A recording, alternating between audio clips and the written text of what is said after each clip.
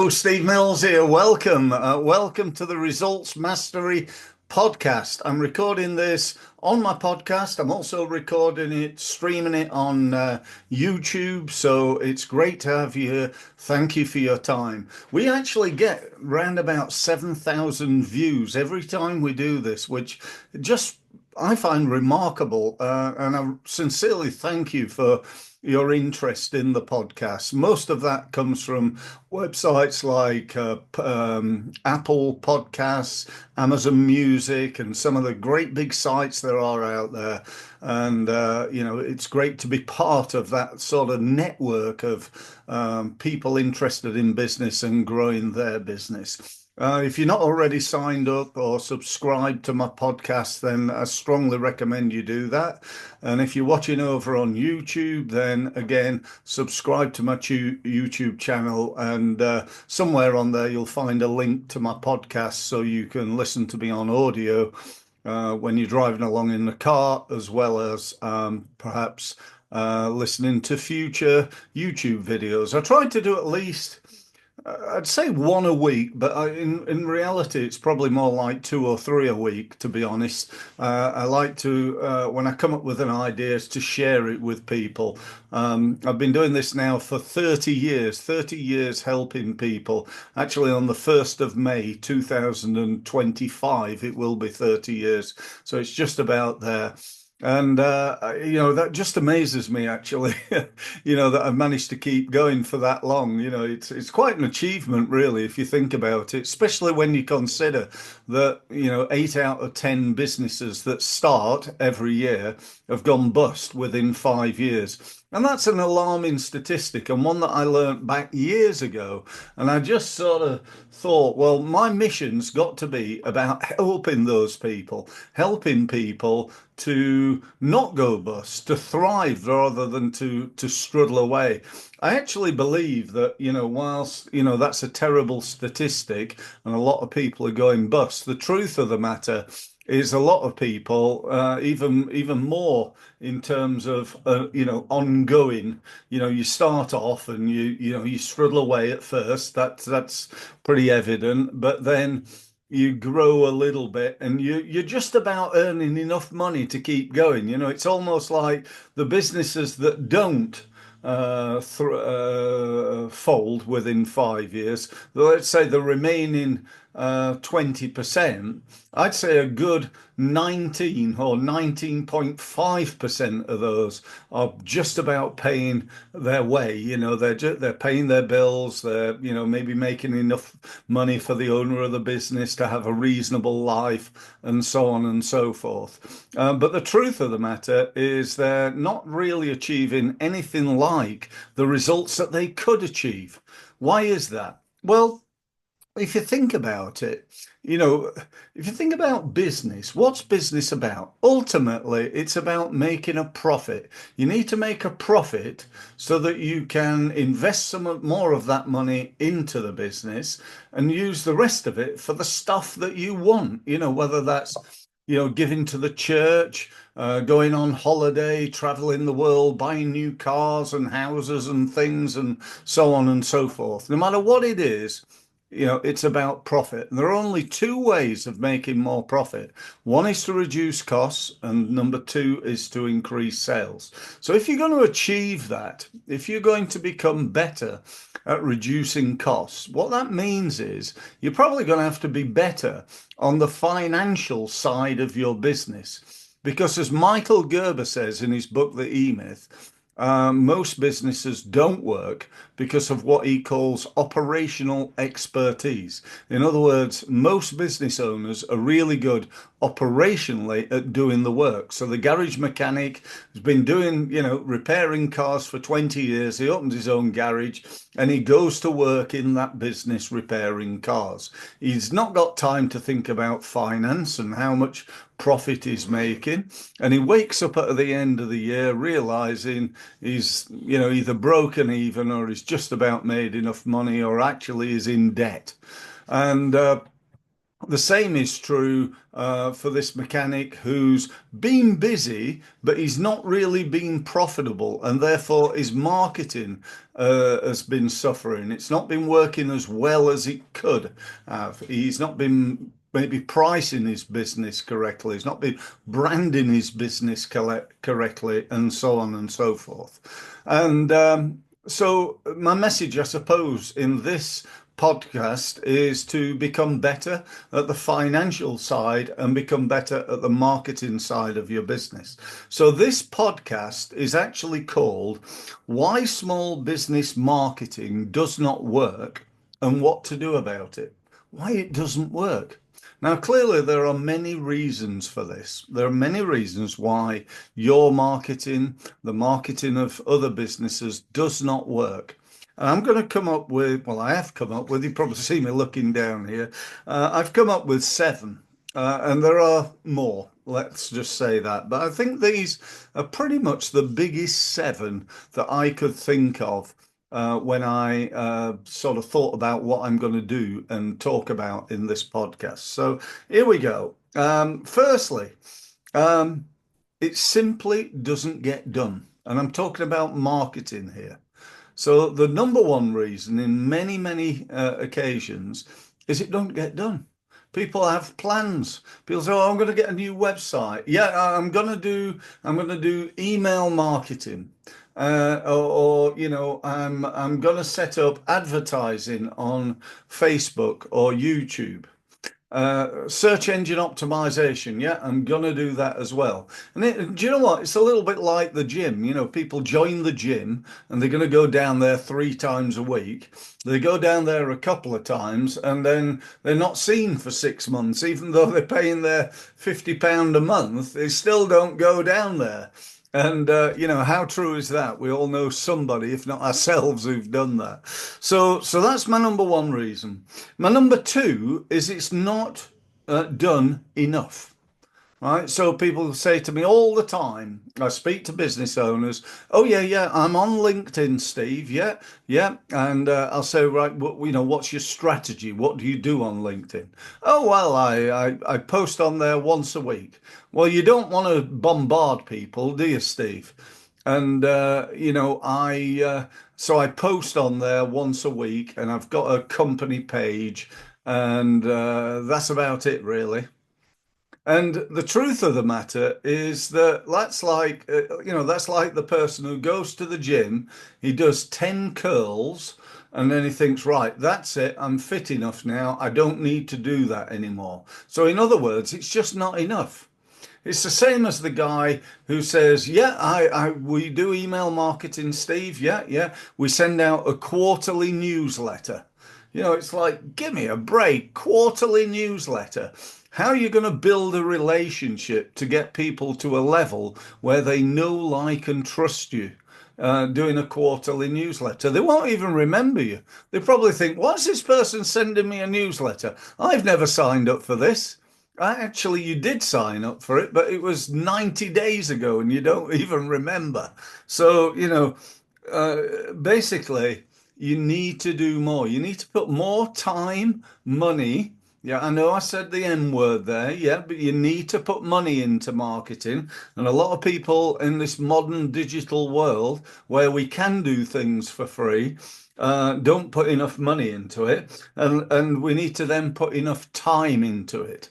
Marketing's often done on the second Thursday of every week when we've got an hour spare, and that ain't good enough. We need to put time into it on a regular basis. So that's number two.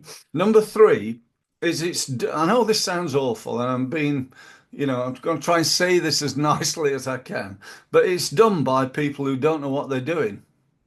And when I say that, I'm talking about you, probably. If you want a better business, you've got to become a better business owner.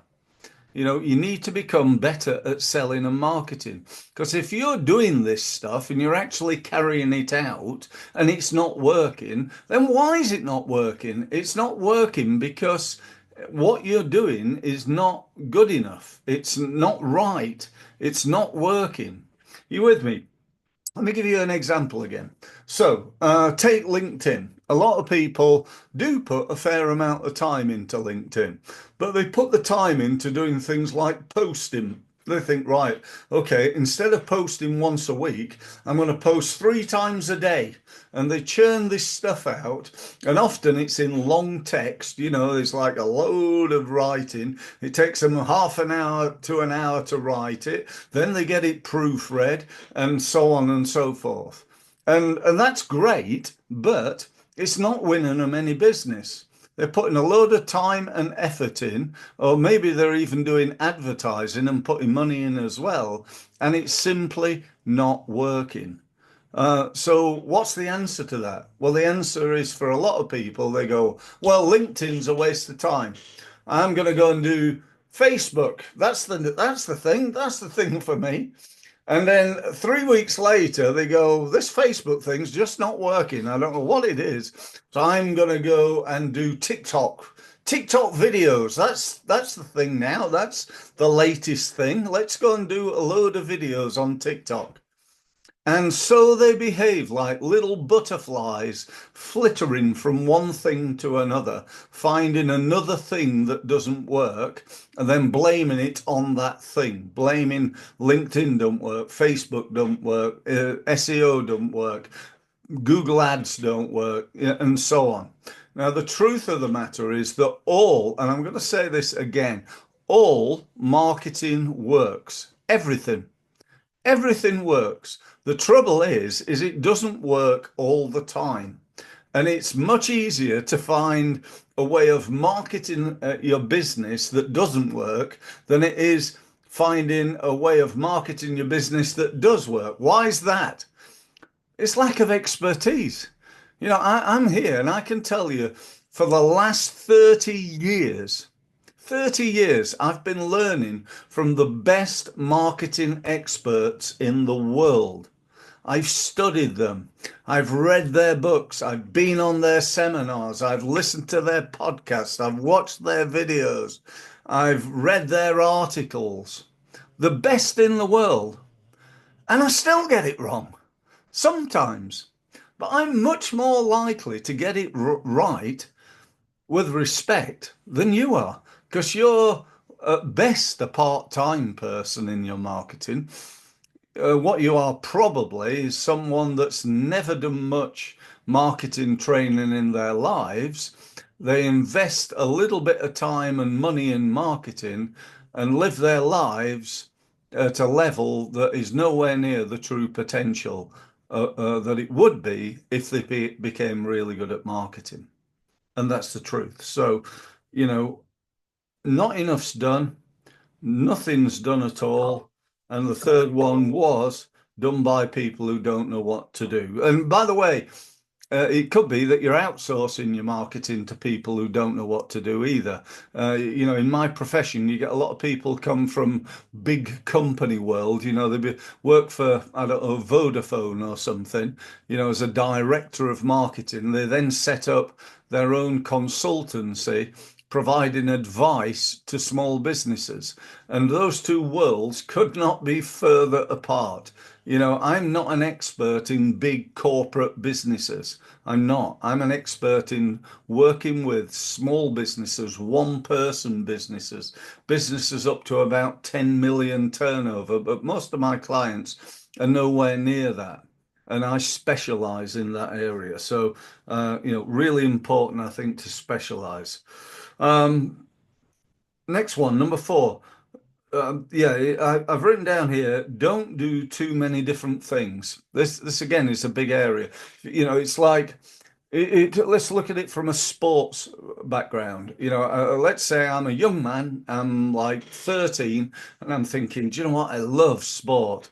I'm good at football, I'm good at cricket, I'm good at tennis, I'm pretty good at golf, I'm good at badminton. I'm good at table tennis. I'm good at, I don't know. I'm pretty good runner, and I'm good at high jump, and I'm good at basketball.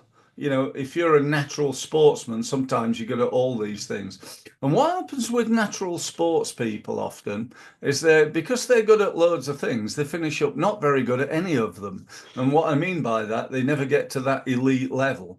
I was the opposite of that. Some of you may know that I used to play table tennis at international level. And people say to me, why did you pick table tennis? Because I was rubbish at football. And the truth of the matter is I was rubbish at most sports. In fact, I'm going to say just about all sports other than table tennis. I could play table tennis. I could play tennis a bit as well, actually, but certainly table tennis was the sport that I selected and got good at and trained hard at. And it's the same at marketing. So think about do you like LinkedIn? Do you like Facebook? Do you find it easier to do email marketing? Would you prefer to run your own networking group and stand up in front of people and eat lots of breakfasts and stuff like that? And I'm not saying you should just do that one thing. It's not quite like sport. But what I am saying is let's get good at one thing and then go and get good at two things and then three things and then four things. Whereas if you try to get good at 10 things all at once, you probably find you're not going to get very good at any of them. Does that make sense? I'm hallucinating that you're saying, yes, it does, Steve. Okay, so not too many different things. Next one, settling on average. Settling on average, being average. If I asked you if you're poor at something, you're not very good at something, what sort of rewards do we get for being poor? Well, we don't get poor rewards, we get pain. We go out of business. If we're poor in our health, there are dire consequences. We can die. If we're poor in our relationships, that person's probably not going to stay around too long. So poor is pain. Let's say we take a massive leap up a scale to something called good, where I believe most people are. Most people are good people. They put a bit of effort into their fitness, they put a bit of effort into their marketing, they're okay in their relationships, and the rewards that they get for being average, I believe, are pretty poor. Most people, you only need to walk down the street and see that most people's health and fitness is not very good. It's poor. You can see that by looking at them. You examine the divorce statistics, and I think it's 2 out of 3 marriages now end in divorce. Now, you look at business and you know that 80% of businesses fail within 5 years, because I told you that a few minutes ago. So, in all those 3 areas, being average, being okay, being good is not where you want to be. You want to be at least at a level which is way above good, called excellent. Right? When you're excellent, what sort of rewards do we get for being excellent? Well, we get sort of good rewards. We do quite well. I'm in the top 10%. I'm doing quite well. I'm maybe growing my business. I'm doing okay. My marketing's working, or at least some of it is. But it's quite annoying. And I'm here to tell you that the real benefit is if poor's down here, good's here, excellent is up here. If you can get to that level just above that, which is called outstanding, when you stand out from your competition, right, that's where all the rewards are, when you stand out. Okay, so that's the level that I want you to be thinking about. What could I do to stand out from the competition, to be different? It's not that you need the best website or the best whatever. It's just you need to stand out. You need to be outstanding. Okay, so what can you do to do that? So that's something to think about, and perhaps have a conversation with me on a one-to-one basis about. Next one. And this is a big one. This probably should have been the first thing I wrote down, to be honest. And that is lack of management. Sorry, not management, lack of measurement. But management might come into that as well, actually. But lack of management. Yeah. Are you measuring what's working and what's not. Because if you're not, that's costing you money. I guarantee it. Most people, most businesses that I speak to, before they become clients of mine, they tell me things like, "Well, I said, well, where do you get most of your business from?" Well, I don't know. It's a bit of networking, and we get quite a bit of repeat business and word of mouth. Word of mouth works well, and we do Facebook advertising, but I don't think we win much business from that. And we got a website, but we never win any business on there, or some version of that. Now that's okay, but it's not really. If I asked the head of marketing at Vodafone or Nike or Apple about their numbers, they'd be able to tell me exactly. They'd know exactly what their open rates are, what their average unit of sale is, how many people walked in their shop in a given month or year or day. They'd know their sales and marketing numbers without any shadow of a doubt.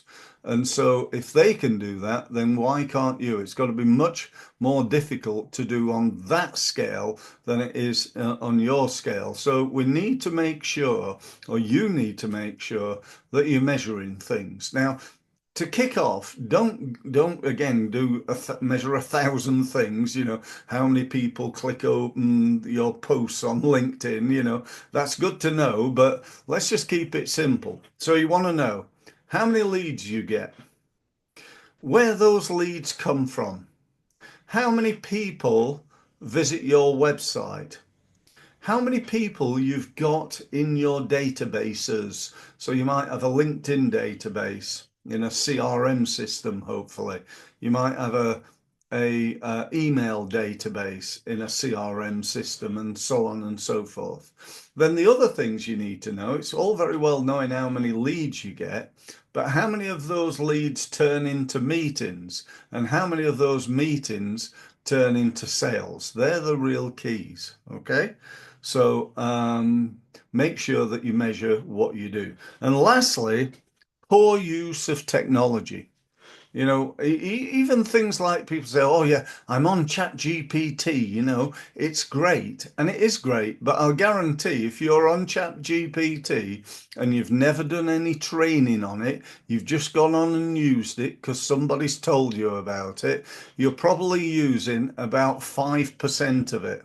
The 95% of it that it will do, you don't even know about.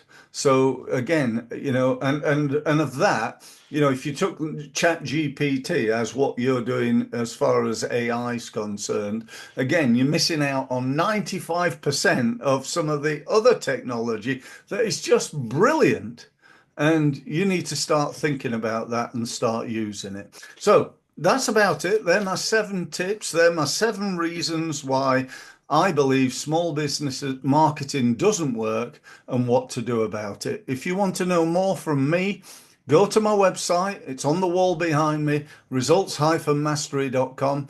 Get yourself booked into a free one-to-one meeting where we can talk about your business, your marketing, and how to improve it. Thanks very much for listening.